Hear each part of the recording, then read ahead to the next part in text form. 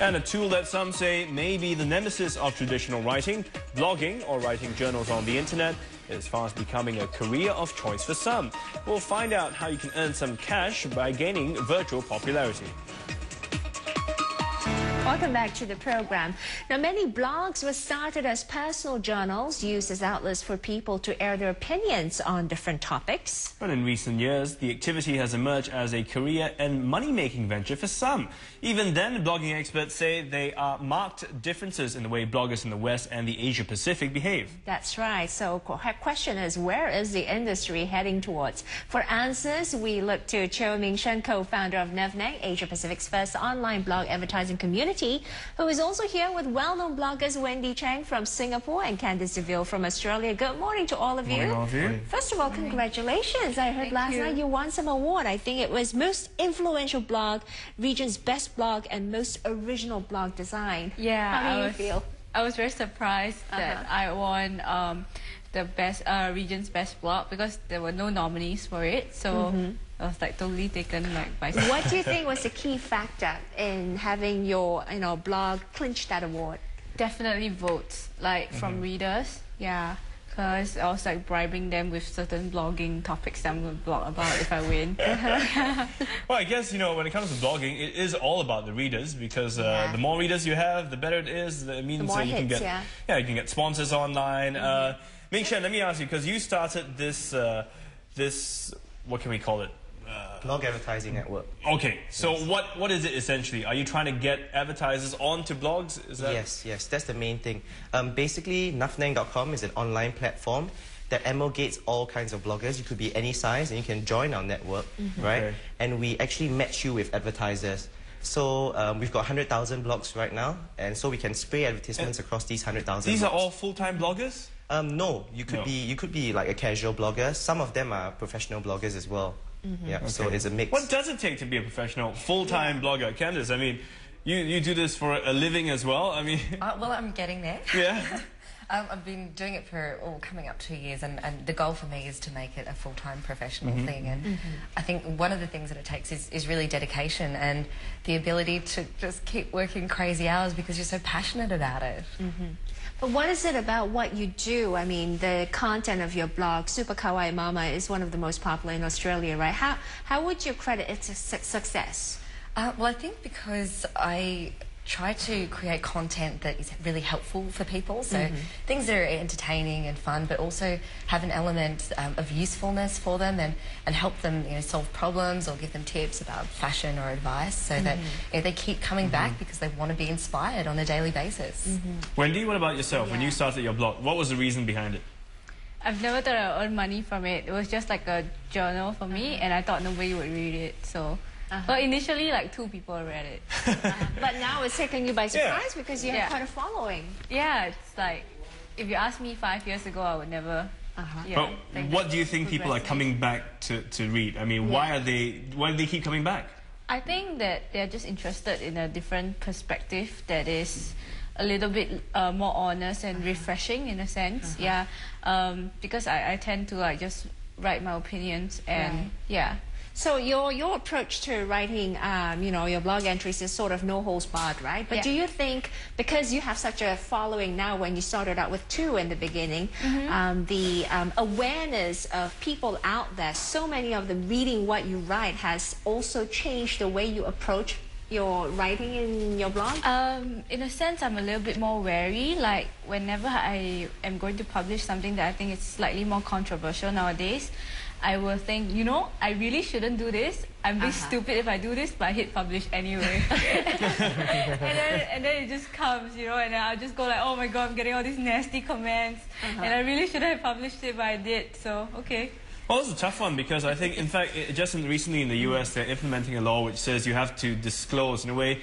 I guess they're sort of putting some of the considerations that us journalists have, that when we talk about something, we must have certain facts and evidence to support it. We can't just randomly say something, I mean, Ming, do you find that that's going to be something that might, work for and against getting advertisers onto blogs? Not at all, because for Nuffnang, when we started out from day one, we've already had this clear policy of urging bloggers to disclose if they have gifts or if they're paid on their blog. So if Wendy writes an avatar, she puts avatar, the word on top, and that's something that we actively encourage. For advertisers as well, we educate them and tell them why this is better for them, because they wouldn't want to deal with a backlash on the internet, and that's exactly what could happen if they choose to go down this unnatural route. So you're choosing to trust your members, suppose, of Nuffnang, right? We've also been talking about how blogging is very different in the world, East versus West. Have you noticed anything, peculiar? Yeah, there are definitely differences. In Asia, it's a lot more mainstream. So people actually blog about, it's like a personal journal. People blog about their daily lives, where they go, what they eat, what they do. Whereas in the Western countries like Australia, for example, people blog more about their subject interests. So it's niche topics like things that they're interested in, craft, fashion. Yeah, that's right. Case. Yes. Did you find that surprising, Candice? I mean, you've come here, you've met a bunch of bloggers from all over the region. I mean... well, writing my blog, I was mainly reading a lot of blogs that were Western blogs, and by being a part of Nuffnang, started to get more introduced to the Asian blogging market. And seeing how much personal information was online was quite a surprise to me, because we all seem to, in the West, be quite security conscious and keep back a lot of details. And people tend to use a lot of pseudonyms and not talk about the detail of their personal life. But it's been, I guess, really enlightening and also inspiring to see that, because you feel like you're really getting to know these people on a different level. So do you make an effort then, in your entries nowadays to include more of yourself? I do, but to a certain degree. I still like to try and keep my information fairly topic-driven, because I find that's why people come to me. But yeah, I do find that if I give a little bit more personal information, then you can establish a greater connection with the readers, which at the end of the day is great, because we make brilliant friendships online. So I guess we have a good example here. I mean, the difference between the two of you, yours is about fashion, but Wendy, yours is about you, your life, your thoughts, your opinions, isn't it? Yep.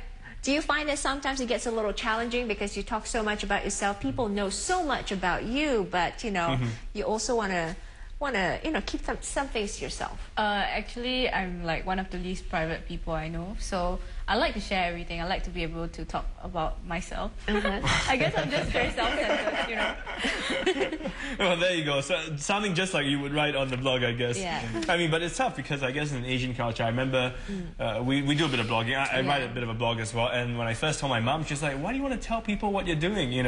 Why do you want to talk about the stuff that you kind of do outside of work?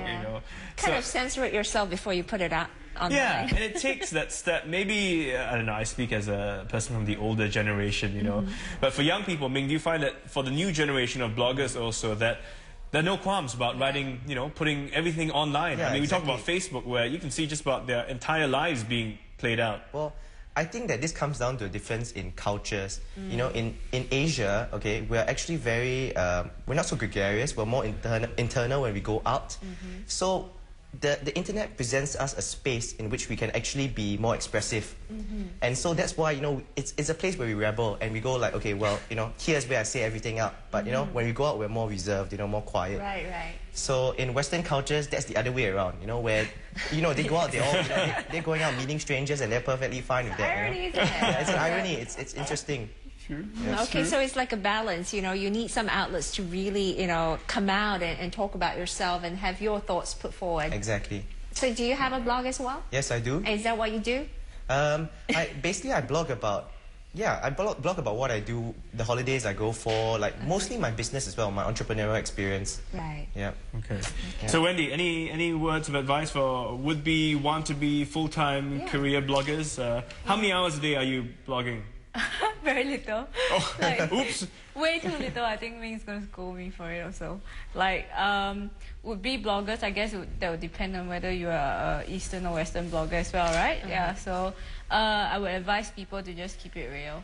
Do you think the most important thing is the investment of time and effort into your blog? No, I think the most important thing is to be able to withstand backlash and just ignore the haters and keep going on, because I think that's number one reason why people stop blogging. They're just like, oh, I'm so sick of all this. Like, you're so conscious, right? You should be true to yourself. Yeah, just be thick-skinned. Okay. Gonna be dead. Venture where no man has gone before. Okay, thanks guys for coming in this morning. Thank you. And we were speaking to Cheo Ming Shen, co-founder of Nuffnang, Asia Pacific's first online blog advertising community, as well as well-known bloggers Wendy Cheng and Candice DeVille. On that note, we will take off for a quick break here on Primetime Morning, but stay with us. There's still more to come. Soon. We'll be right back.